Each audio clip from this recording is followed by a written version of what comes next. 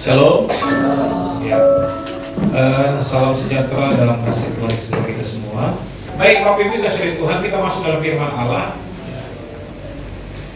Ada tema dikatakan tetap teguh dalam iman.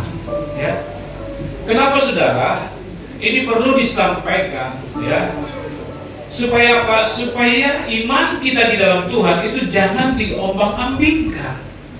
Karena ada begitu banyak juga saudara di zaman ini, ya, di masa kini ada juga saudara mulai bingung tentang pengiringan akan Tuhan.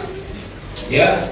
Karena begitu banyaknya tekanan, masalah dan tantangan dalam hidup ini, iman kita mulai goyah di dalam mengiring Tuhan. Apakah kita percaya kepada Tuhan atau tidak? Seringkali karena masalah datang menghantam kita mulai ragu dengan Tuhan. Tapi saudara, dikatakan kita harus tetap teguh dalam iman kepada Tuhan. Yang terapil dalam Ibrani pasal yang ke-10, mari kita baca. Ibrani pasal yang ke-10 ayat yang ke-35. Kita baca bergantian, saya beri ayat yang ke-35. Demikian firman Tuhan, ya. Sebab itu, janganlah kamu melepaskan kepercayaanmu karena besar upah yang menantinya. 36. Sebab kamu memerlukan keturunan, supaya sesudah kamu melakukan kehendak Allah, kamu memperoleh apa yang dijanjikan itu. Sebab sedikit, bahkan sangat sedikit waktu lagi, dan ia yang akan datang sudah akan ada tanpa menangguhkan kedatangannya. Tetapi orang yang benar akan hidup oleh iman, dan apabila ia mengundurkan diri, maka aku tidak berkenan kepadanya. Sama-sama.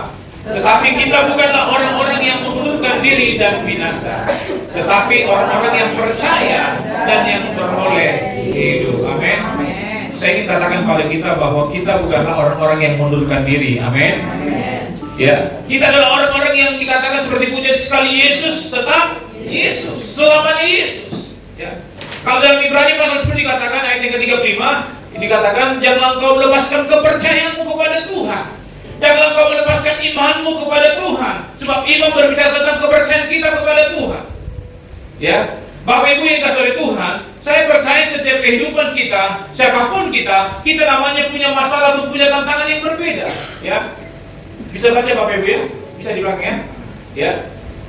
Setiap orang percaya akan menghadapi ada yang namanya masa-masa sulit. Ada sini yang tidak pernah mengalami masa sulit? Ya. Sulit bayar UKT, pernah ya? Ada masa-masa yang sukar, ya. Tapi itulah dinamika hidup kita. Ya. Bahwasanya dalam melayani Tuhan pun kita tidak selalu dalam keadaan yang mulus. Ada begitu masalah yang datang, silih berganti, ada tantangan. Ya. Tetapi saudara kita oleh Tuhan, apakah itu bisa menggoyahkan iman kita? Apakah kita menjadi orang-orang yang mundur dari Tuhan? Tidak. Ya. Mungkin ada orang yang sedang dalam pergumulan terhadap doa yang dinaikkan kepada Tuhan. Ada saat dimana belum dijawab doa kita. Ya. Ada persoalan hidup yang semakin berat. Doa tidak dijawab, pergumulan semakin berat. Apalagi saudara, iman kita mulai goyah. Benarkah Tuhan itu ada? Kenapa doaku tidak dijawab? Mulai timbul pemikiran dalam hati kita, wah, jangan-jangan Tuhan sudah tidak peduli dengan kita. Ya, saudara tinggal itu, tapi ada dalam firman Tuhan berkata, ya, namun firman Tuhan mengajarkan agar kita tidak melepaskan keyakinan kita terhadap Tuhan. Dalam Ibrani 10 tadi dikatakan, janganlah engkau melepaskan kepercayaanmu. Karena apa? Ternyata ada besar upaya yang Tuhan siapkan bagi kita. Kalau orang melepaskan kepercayaan itu sama dengan orang yang mundur. Tadi dikatakan kita bukan orang-orang yang mundur. Berarti kita maju. Oke, masalah boleh datang, tapi kita tidak mundur. Amin. Ya. Kalau kita tetap percaya kepada Tuhan, tidak melepaskan kepercayaan kita tetap beriman kepada Tuhan. Karena di balik keteguhan ada janji kemenangan. Amin. Ya. Coba kita Ibrani tadi 10 dikatakan ayat yang ke-36.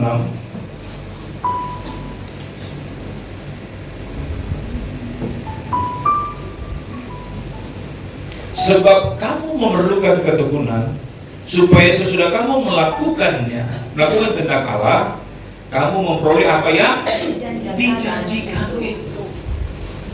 Tuhan berjanji bahwa Dia akan memberikan kemenangan bagi kita, orang-orang yang percaya, yang beriman kepada Tuhan. Amin. Bagi siapa janji itu, saudara? Tentunya bagi kita yang tetap terus bertahan di dalam Tuhan. Janjinya bagi kita yang tetap terus maju di dalam Tuhan, bukan bagi mereka yang mundur.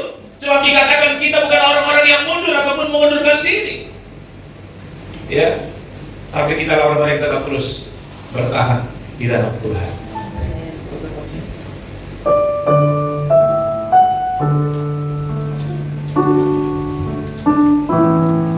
Ku tetap cinta. Amin. Ku tetap cinta. Terus apa katanya? Walau badai datang menerpa, Masih tetap cinta. ku tetap cinta. Terus apa? Ku tetap apa?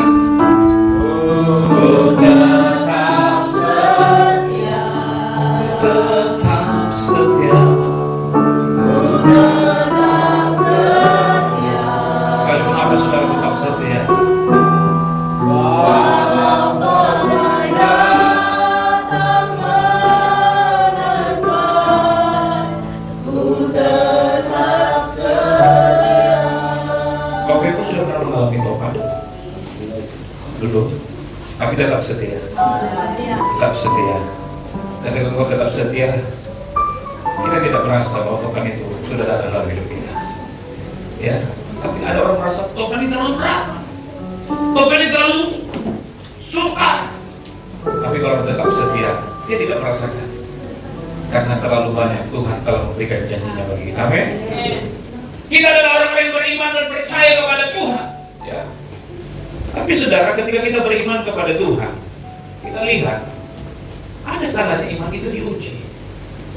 Ketika iblis minta izin kepada Tuhan, Tuhan bolehkah aku mencobai kayu? Asal saja nyawanya jangan. Iya. Saya tadi terkesan, kata Mas Bayu, Ayu itu orang kaya. Kami belum. Tapi saya percaya termasuk orang kaya juga. Amin. Karena apa, saudara? Karena bisa memulakan anak dua bersama-sama. Ya kan? Itu kaya loh. Kaya berkat Tuhan itu. Sekalipun saudara harus berjuang, ya. Ada orang memulakan anak satu aja pun masih bersusah payah. Ya. Dia bilang, aduh, tadi saya terkesan. Benar juga, Mas sudah juara satu enggak? Kuliah. Ya. Benar juga, saudara. Sedangkan ini tidak juara saja? Kuliah. Tapi bukan bak kuliah, tapi kalau bak kuliah artinya datang kampus cuma lihat-lihat. Itu namanya bak kuliah ya, cuma lihat-lihat. Benar juga. Tapi segala sesuatu Tuhan pasti buka jalan ya. Iya. Tapi 4 minggu ya, 4 minggu ya. 40 hari ya. 40 hari 4 minggu. Oh, 40 hari. Sebelum diserahkan 40 hari ya. 40 hari berarti sekitar puasa ya. padang gurun. Kita harus berjuang dulu cari komitmen betul-betul. Dan saya percaya hanya 40 hari saudara ya. Iya. Tapi nanti yang terpaksa dari Toraja datang harus kita dulu komen hebatnya ya. Iman kita ada kalanya diuji saudara. Coba Yakobus pasal yang pertama 2-4. Mana bisa baca? Yakobus 1 ayat 2-4.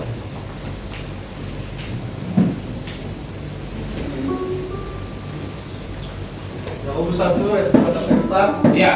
Saudara-saudaraku, anggaplah sebagai suatu kebahagiaan Wow, sebagai suatu kebahagiaan katanya. apabila kamu jatuh ke dalam berbagai-bagai pencobaan. Ya, Sebab kamu tahu bahwa ujian terhadap imanmu itu menghasilkan ketekunan. ya. Dan biarkanlah ketekunan itu memperoleh buah yang matang, supaya kamu menjadi sempurna dan utuh dan tak kekurangan suatu apapun. Amin. Berarti Bapak Ibu, selama kita melayani Tuhan, selama kita mengiring Tuhan, ada kalanya iman kita saudara diuji. Apakah kita benar setia dan serius dengan Tuhan? Dikatakan apabila kamu dikatakan jatuh dalam pencobaan, anggaplah sebagai suatu kebahagiaan. Artinya apa? Kita tetap percaya sekalipun masalah itu datang, ada Tuhan yang sanggup memberikan kekuatan bagi kita. Amin. Ya. Sebab dikatakan, sebab kamu tahu bahwa ujian terhadap imanmu itu menghasilkan ketekunan. Dalam mengiring Tuhan dibutuhkan ketekunan. Tekun. Walaupun gunung itu tidak berpindah, tapi kita tetap percaya Tuhan yang punya kuasa. Orang yang tekun, dia tetap sabar bahwa apa yang akan Tuhan janjikan dalam hidupnya itu pasti tergenapi. Makanya kita jangan mundur ataupun kita jangan lari. Kita tetap setia kepada Tuhan. Amin. Dan biarlah ketekunan itu memperoleh buah yang matang, supaya kamu menjadi sempurna dan utuh dan tak kekurangan suatu apapun. Jadi Bapak Ibu, ketika iman kita sedang ada dalam ujian kepada Tuhan, lihatlah di situ kita sedang diproses untuk kita mempunyai ketekunan di dalam Tuhan. Amin.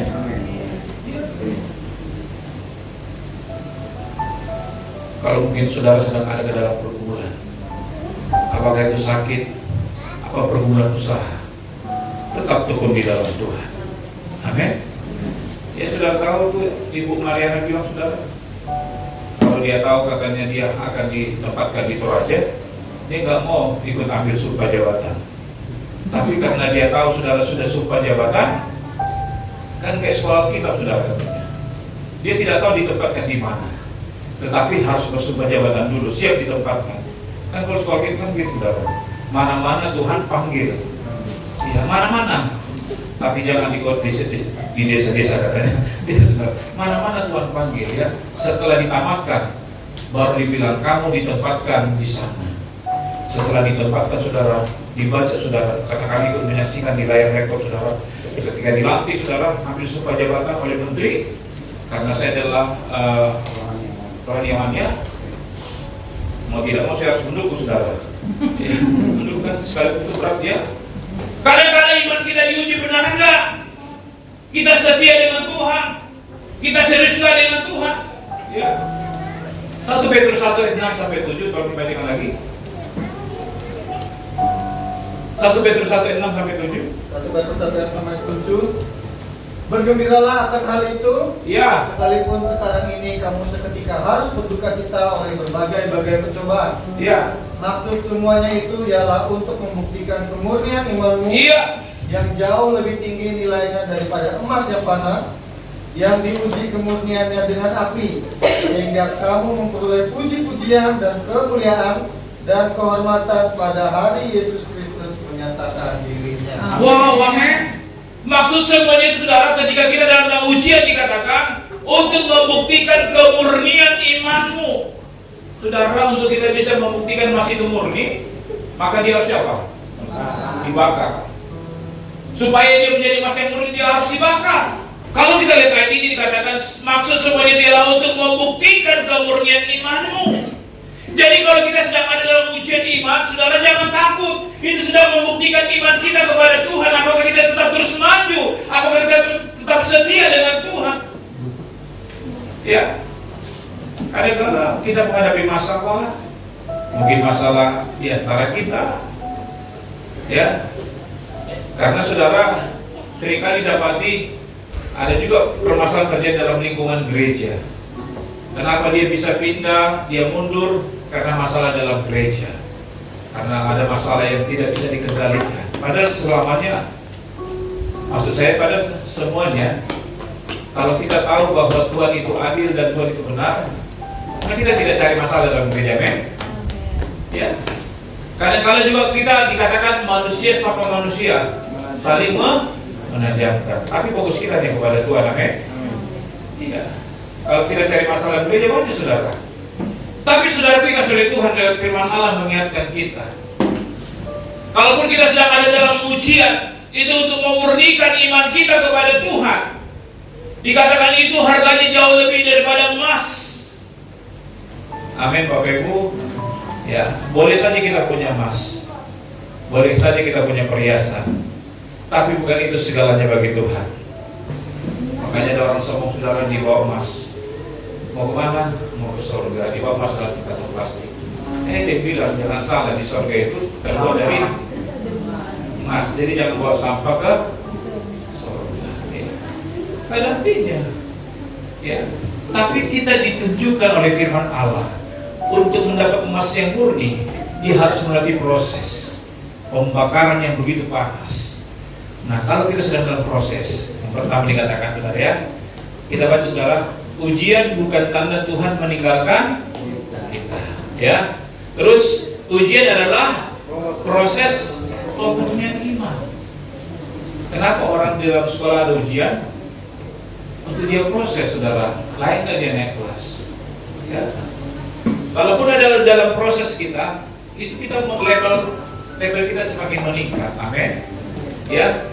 Terus dikatakan Tuhan memakai kesulitan apa? Untuk membentuk karakter.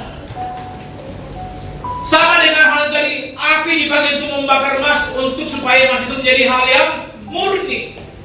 Jadi kalaupun ada kesulitan, masalah tentang dalam hidup kita, kita lihat dari kasat mata rohani kita, dikatakan bahwa Tuhan memakai kesulitan itu untuk membentuk karakter kita. Amin.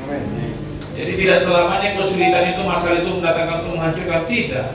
Tapi kita lihat dari kasat mata rohani, kalau masalah datang, kesulitan datang, membentuk kita untuk kita semakin intim dan setia dengan Tuhan. Amin.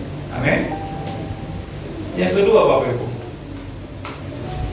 dikatakan bahwa yang kedua, tetaplah berpegang pada janji Tuhan. Ya, ada begitu banyak janji Tuhan dalam setiap firman-Nya. Ada banyak janji Tuhan yang kita bisa tahu, ya, dari kebenaran firman Allah.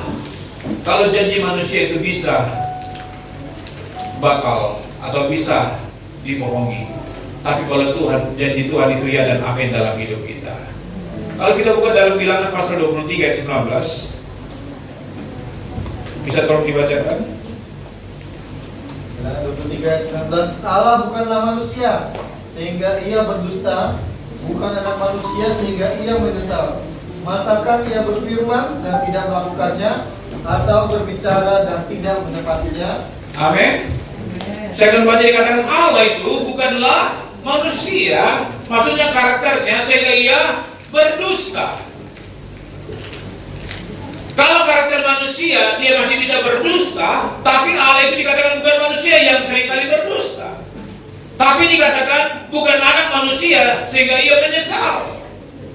Masakan ia berfirman dan tidak melakukannya, atau berbicara dan tidak menepatinya? Di sini telah digambarkan Bapak Ibu bahwa Allah itu setia dengan janjinya. Dia berfirman, dia melakukannya. Dia berjanji, dia menepatinya. Makanya saudaraku yang kasih oleh Tuhan dikatakan tetaplah berpegang pada janji Tuhan.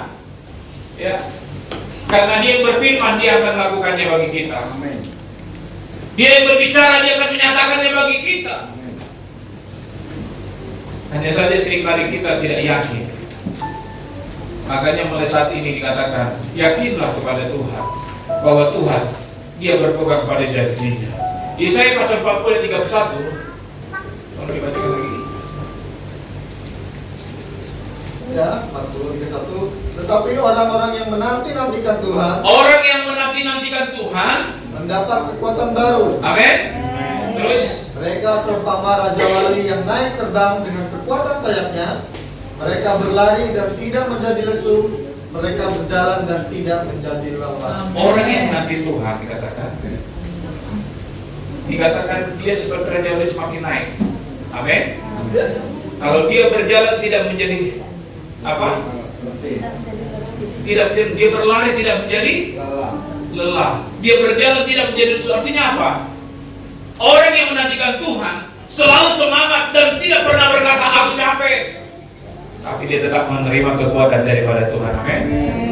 Jadi bersyukurlah kita melayani Tuhan, ya. Jadi kalau kita masih bisa melayani Tuhan, kita ingat bahwa orang yang menantikan Tuhan mendapat kekuatan baru. Tidak kata menyerah. Amin. Ku tak akan menyerah pada apapun juga, sebelum ku coba semua yang ku bisa, tetapi ku berserah kepada kehendak. Hatiku percaya Tuhan punya rencana. Janji Tuhan tidak pernah gagal. Waktu Tuhan berbeda dengan waktu manusia. Jangan menilai Tuhan dengan waktu kita. Mungkin kita sedang bergumul, kita sedang berjuang, tapi ingat, bukan waktu kita yang menentukan, tapi waktu Tuhanlah. Waktu Tuhan pasti yang terbaik. Terus apa dikatakan? Walau kadang tak mudah dimengerti, lewati cobaan, ku tetap percaya waktu Tuhan pasti yang terbaik. Yang membuat kita kadang-kadang ragu dengan Tuhan, kita memaksakan waktunya kita. Ya. Sebab Yeremia berkata dalam pasal 29, Tuhan berkata bahwa aku ingin mengetahui rancangan-rancangan apa yang ada padaku mengenai kamu. Jadi Tuhan sudah tahu, nggak perlu kita atur, nggak perlu kita dikte, Tuhan sudah tahu. Makanya jangan menuntut dengan waktu kita, tapi izinkanlah waktu Tuhan. Mungkin kita belum menerima jawaban saat ini, ya, karena ada waktu Tuhan yang tepat bagi kita, men. Karena Tuhan tidak pernah berdusta dengan waktunya. Ya, orang yang berharap kepada Tuhan akan memperoleh kekuatan baru. Kalaupun jawaban itu belum datang, berharaplah untuk menerima kekuatan baru supaya pada waktunya janji itu ditepati bagi kita.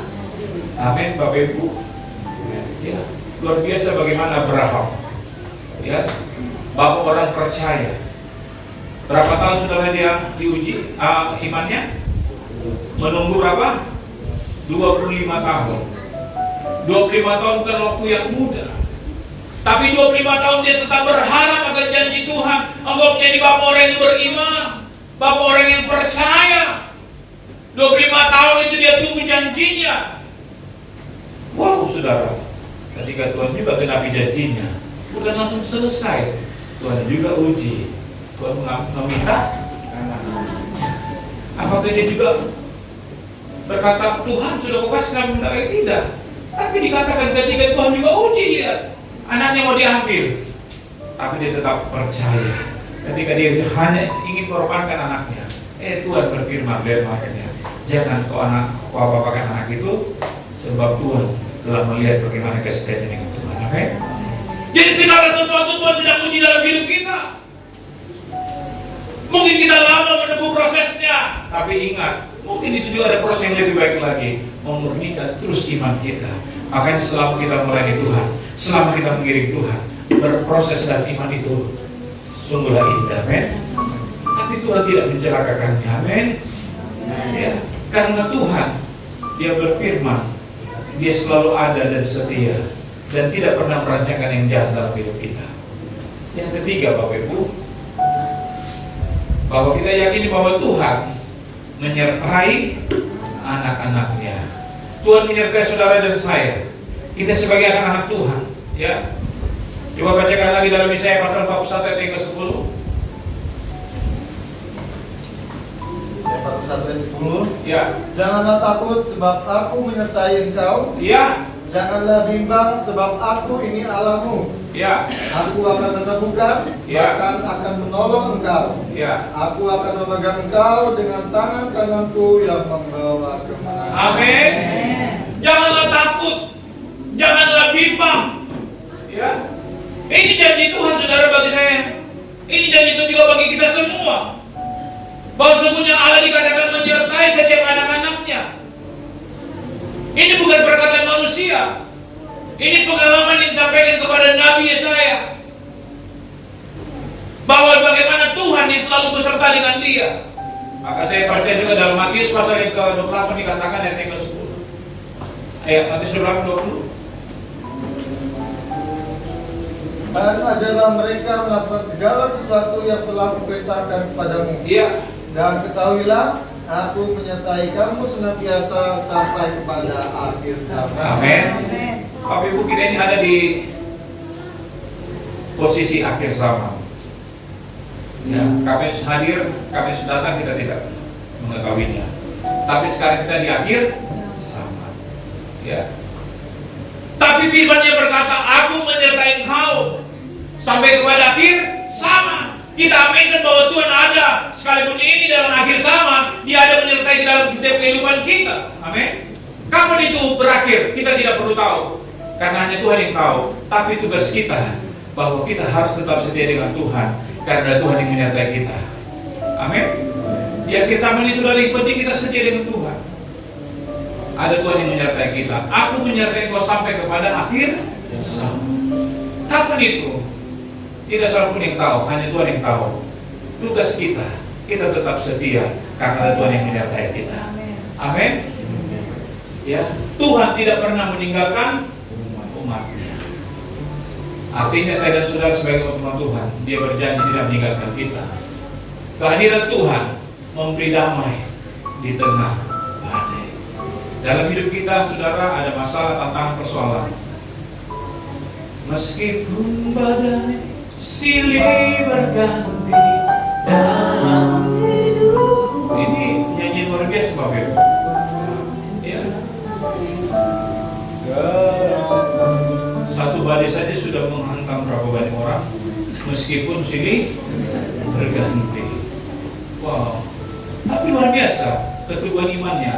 Meskipun badai silih berganti dalam hidupku, ku tetap cinta Yesus. Amin. Baiklah, itulah kelebihan anak Tuhan. Mau badai sebesar apapun, mau berapapun, mau silih berganti, kita tidak goyah dan tetap cinta dan tetap mengasihi Tuhan. Amin. Ya. Bersama Tuhan kita mampu menghadapi segala sesuatu. Apa yang disaksikan oleh Rasul Paulus? Dikatakan dalam Filipi 4 ayat 13, segala perkara dapat terpaku di dalam Dia yang memberi kekuatan. Artinya Paulus bersaksi begini, kalau tidak ada Tuhan yang memberikan kekuatan kepadanya, maka dia tidak tangguh, dia tidak sanggup melewati setiap masalah. Tapi karena ada kekuatan Tuhan yang dilimpahkan, diberikan dalam hidupnya, maka Paulus bersaksi, aku dapat menanggungnya. Amin. Kita menjadi orang-orang yang bersaksi, kita bisa melewati tantangan masalah karena ada Tuhan yang memberikan kekuatan kepada kita. Amin. Berarti tanpa Tuhan kita tidak dapat kekuatan. Maka kita bersyukur, bersama Tuhan kita mampu menghadapi bersama Yesus. Lakukan perkara besar bersama Yesus. Tidak ada yang suka bersama Yesus. Apa? Ada jalan keluar. Siapa?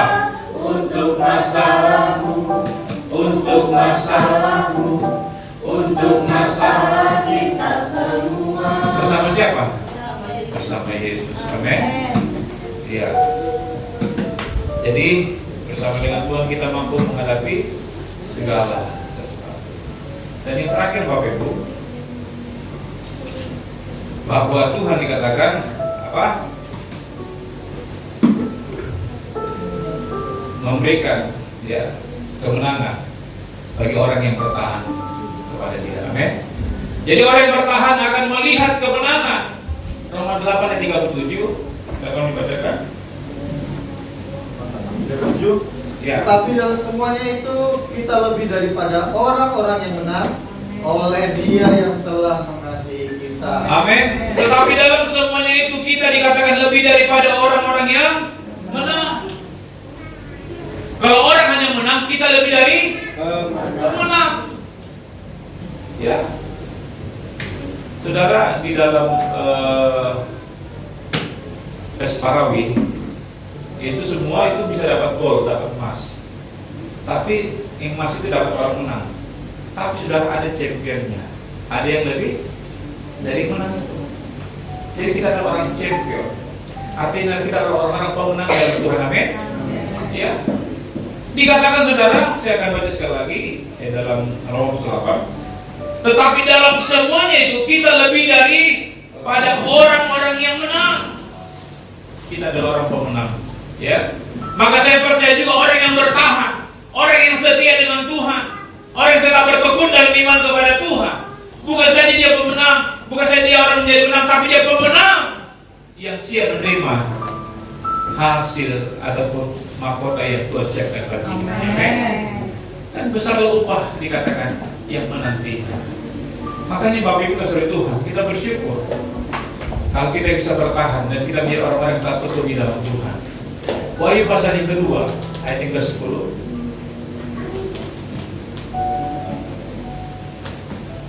Wahyu 2:10.